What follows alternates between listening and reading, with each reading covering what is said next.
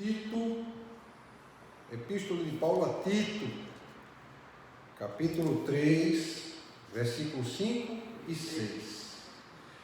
Diz assim o texto: não por obras de justiça praticadas por nós, mas segundo sua misericórdia, ele nos salvou, mediante o lavar regenerador e renovador do Espírito Santo, que ele derramou sobre nós ricamente por meio de Jesus Cristo, nosso Salvador.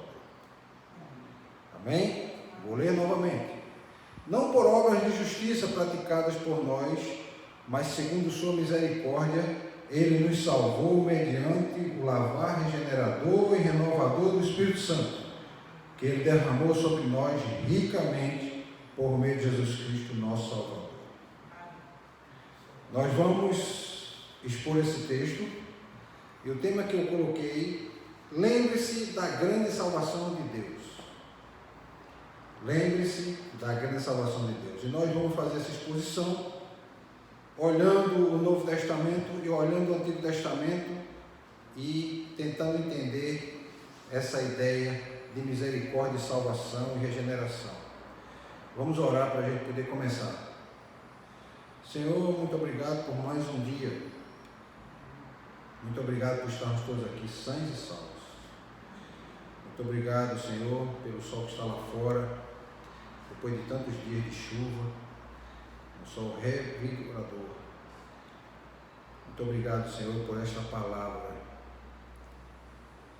que o Senhor, mediante Paulo, deixou para nós, usando Paulo como seu instrumento para escrever a Tito e dizer tão grandes palavras e tão grande ensinamento, falando a respeito de Cristo e da salvação pela graça. Muito obrigado, Senhor. Abre o nosso entendimento, descortina o nosso coração e a nossa alma, para que a gente possa compreender o que quer dizer esse texto. É o que te peço em nome de Jesus, amém. Meus irmãos, Paulo está escrevendo a Tito e está chamando a atenção da gente o quê? Paulo quer mostrar nesses versículos, quando a bondade de Deus nosso Salvador foi manifestada em Cristo, o seu amor pelos homens nos salvou. Não foi por obras de justiça, como diz aqui, mas segundo a sua misericórdia. Ou seja, não foi por obras de justiça que havíamos feito, nada daquilo que haveríamos ou havemos de fazer nos dará condições, nem nos trará o passaporte para essa salvação pela graça. Na verdade, é pela misericórdia, pela lavagem, dessa lavagem de regeneração, e eu vou falar mais um pouco sobre isso, sobre essa renovação do Espírito Santo que ele derramou abundantemente sobre cada um de nós. A gente pode ver lá em Atos 2, 1 e 3, estavam todos reunidos e desceu o Espírito Santo como línguas de fogo, ou seja, fazendo uma comparação, porque ele não entendia mais ou menos o que era aquilo, mas ele fazia uma comparação. Os antigos faziam isso, nós ainda hoje fazemos isso. Se você vê algo que você nunca viu, que você não conhece, você tenta descrever aproximando-se da sua realidade. É quando eu lembro que algumas vezes alguns amigos comem essas carnes de caça que a gente fala, né? Aí um amigo disse que comeu cobra uma vez, outro disse que comeu jacaré outra vez. Aí se pergunta e diz: olha, é gosto de peixe, mas com a consistência de frango. Interessante, né? Ou seja, a carne tem aquela consistência da carne de frango, mas o sabor é como se fosse de peixe. Por que ele está fazendo isso? Porque ele não tem uma outra referência. A referência de Paulo aqui era a salvação mediante a graça, porque Deus tinha mostrado a sua benevolência no passado também. Então, por meio do Espírito Santo que foi derramado, o escritor de Atos, que foi Lucas, diz assim: olha, desceu como que língua de fogo. Foi assim que eu vi Pedro e os outros que eu consegui conversar e me testemunharem. Então ele diz que derramou esse Espírito Santo sobre nós de forma abundante, Por conta de quem? Por conta de Cristo. Porque ele disse: eu vou para o Pai, mas vou enviar o Consolador. Para sermos justificados pela sua graça e para que nos tornássemos herdeiros segundo a esperança da vida eterna. É isso que Paulo está começando a querer chamar a atenção.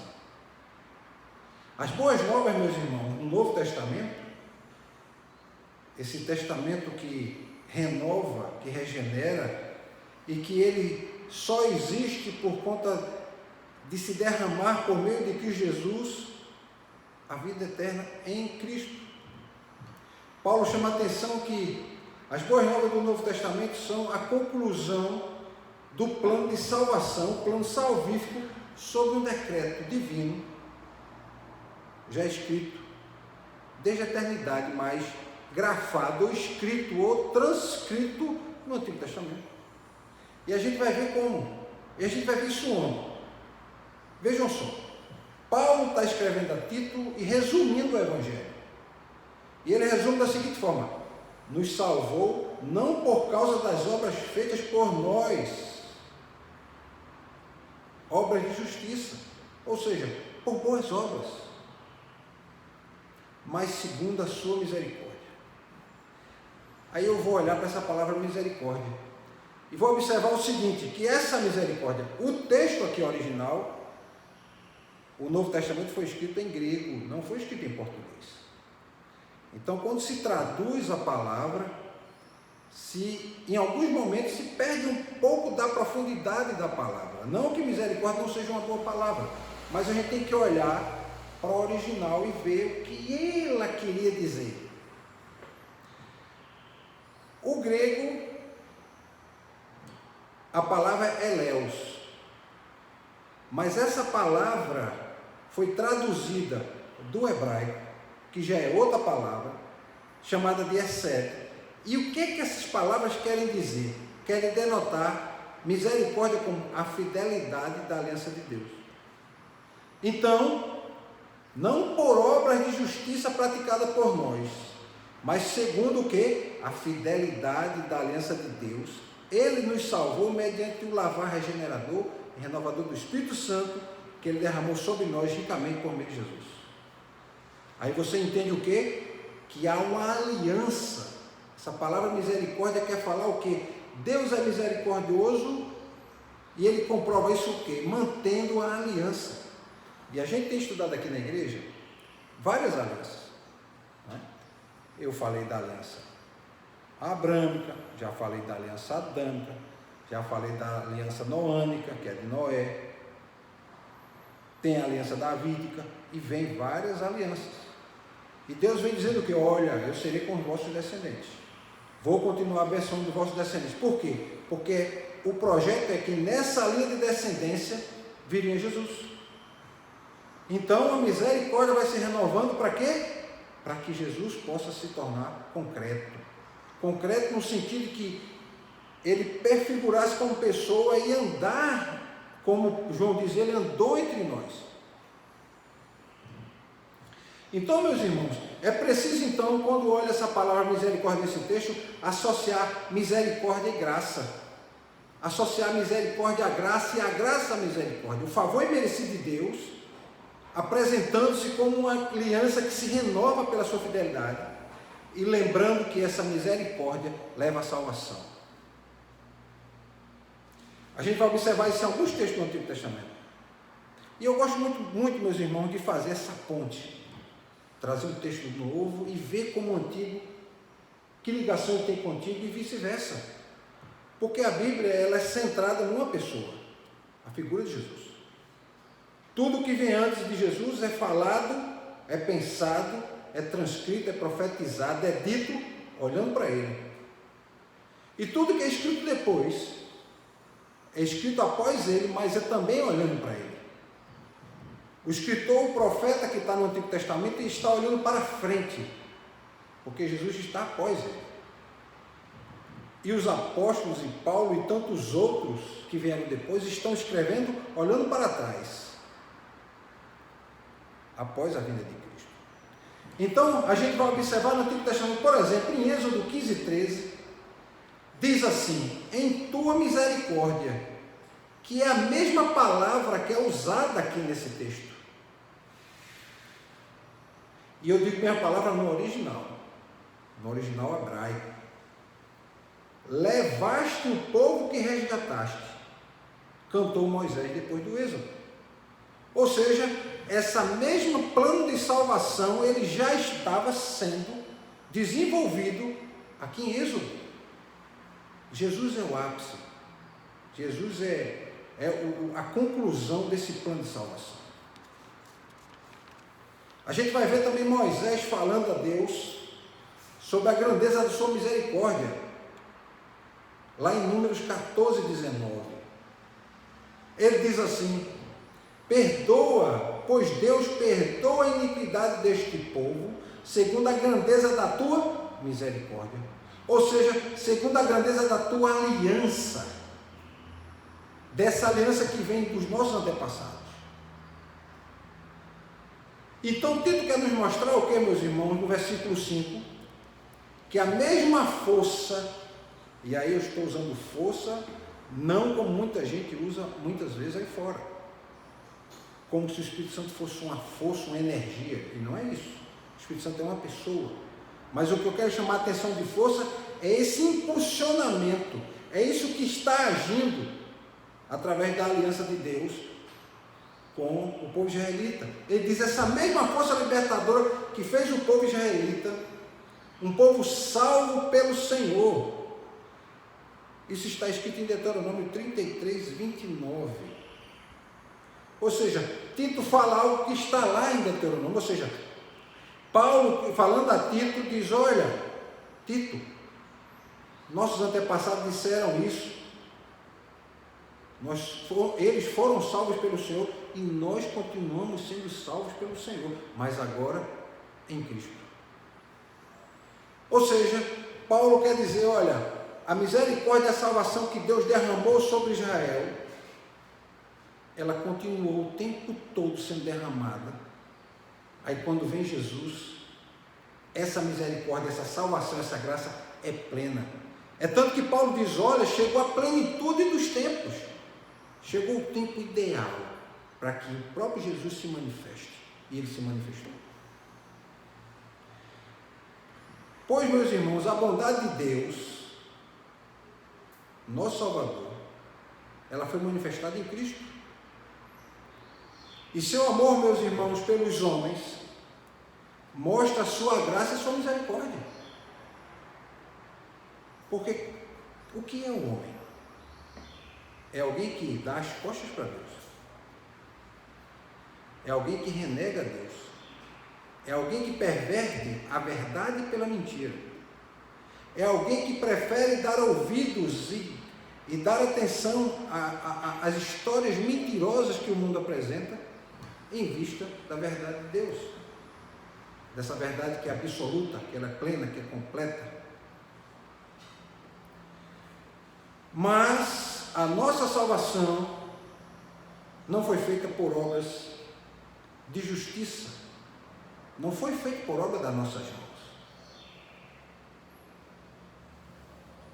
Não é a nossa salvação resultado daquilo que fazemos. E Paulo o tempo todo está chamando a atenção e dizendo: a Tito, foi a aliança de Deus que fez isso. É a aliança de Deus, meus irmãos, que faz nós estarmos aqui.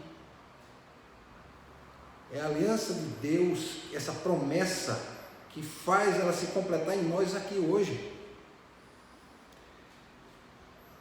E essa verdade, meus irmãos, ela ressoa ainda hoje, da mesma forma que ecoava com os israelitas no deserto.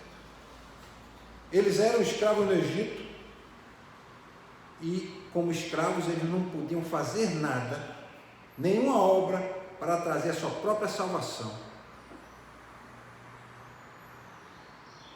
A gente vê lá no livro do Êxodo o quê? A graça de Deus se manifestando ao invés do esforço humano.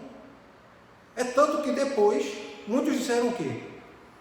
Devíamos ter ficado no Egito. Era melhor estar no Egito sendo escravo, pelo menos eu tenho uma carne para comer, eu tenho algo para comer, do que viver aqui no deserto sem ter nada.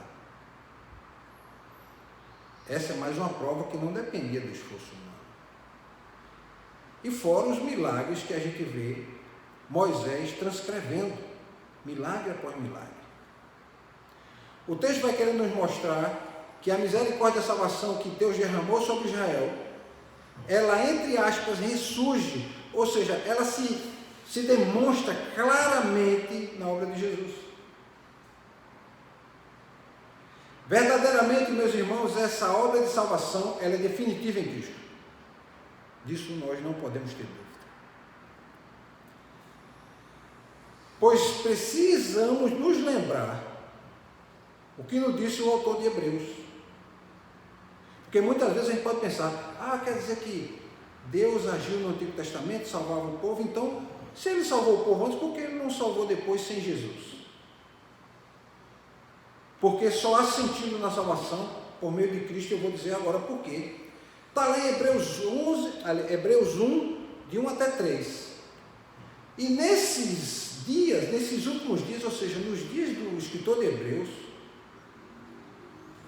falou Deus pelo seu Filho, Jesus, a quem constituiu herdeiro de tudo, por quem fez também o mundo, o qual, sendo o resplendor da sua glória e a expressa imagem da sua pessoa, ou seja, era o resplendor de Deus em pessoa, de forma humana, como figura humana, aparecendo e se mostrando para mim e para você, e no caso para o contemporâneo do autor de Hebreus, os contemporâneos,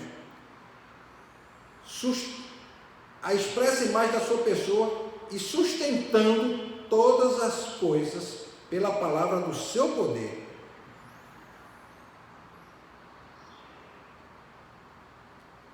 Havendo feito isto por si mesmo, fez o quê? A purificação dos nossos pecados, e depois de concluir isso, ter morrido na cruz, ressuscitado, ele assentou-se à destra da majestade nas alturas.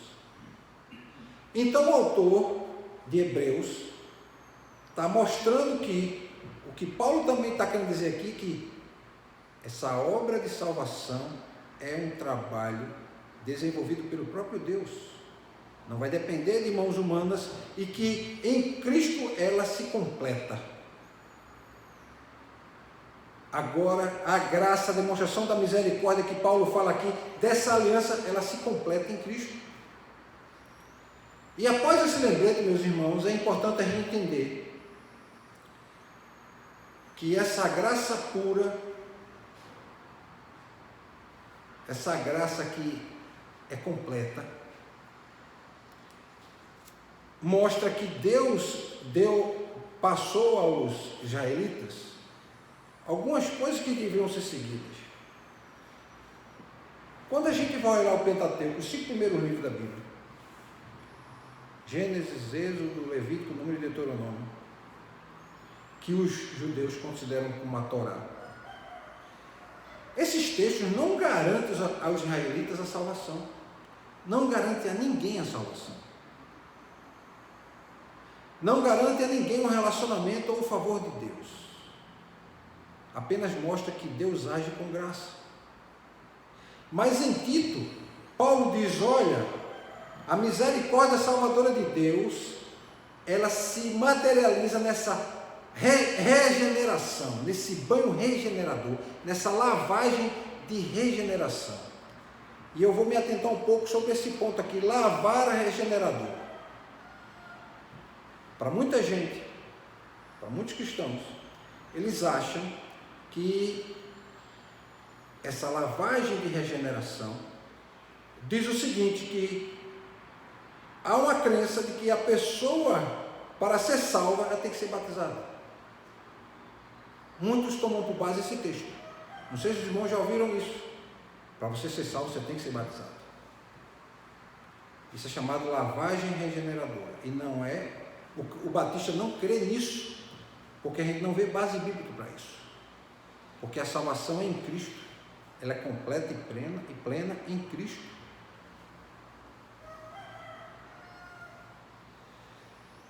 Então nós que somos batistas, meus irmãos, acreditamos que o batismo, na verdade, é uma demonstração pública de fé. E o que Paulo quer chamar a atenção Ele nos salvou mediante o lavar regenerador, é na verdade essa mudança interior.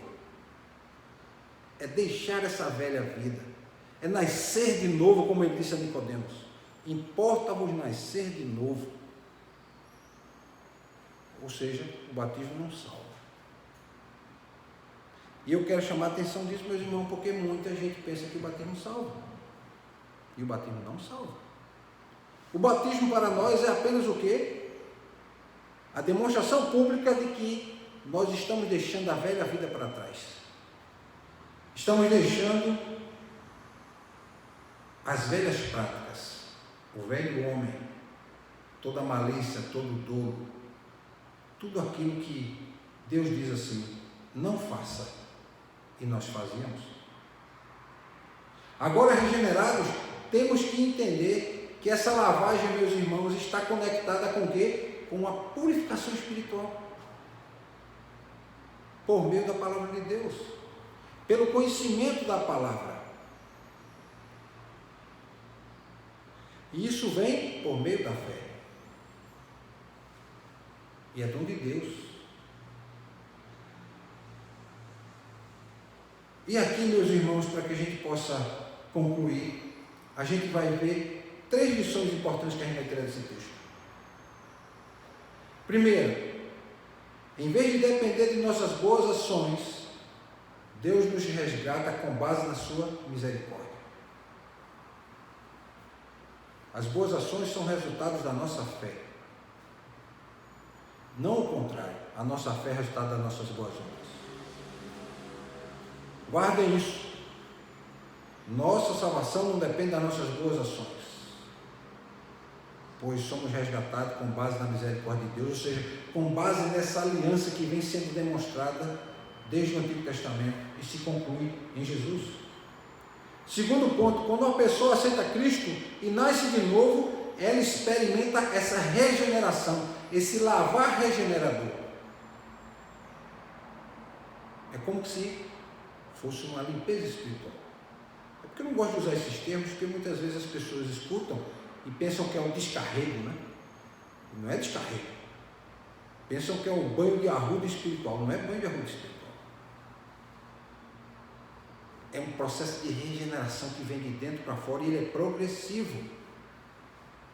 A cada dia mais eu fico mais parecido com Cristo e menos parecido com quem eu era.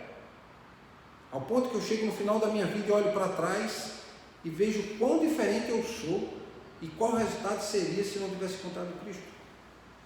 E terceira, que Deus generosamente, Ele nos dá seu Espírito Santo e perdoa os nossos pecados por meio da sua graça. E a demonstração de que Ele dá o seu Espírito Santo generosamente está aqui em Atos, e eu vou ler agora, logo no comecinho, Atos 2.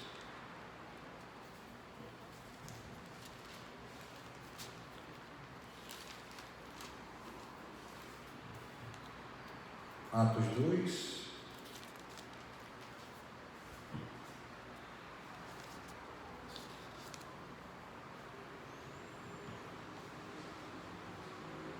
diz aqui: ao cumprir-se o dia de Pentecostes, estavam todos reunidos no mesmo lugar. De repente veio do céu um som, como de um vento impetuoso, e encheu toda a casa onde estavam assentados. E apareceram, distribuídas entre eles, línguas, como de fogo, e pousou uma sobre cada um deles. Todos ficaram cheios do Espírito Santo e passaram a falar em outras línguas, segundo o Espírito concedia. E as outras línguas a gente vê aqui dizendo que eram, cada um de nós fala uma língua materna? Não, porque falam para partos, para médios, elamitas, naturais da Mesopotâmia, na Judeia, na Capadócia, pessoas do Ponto, da Ásia, da Frígia, da Panfilha, do Egito e outras regiões.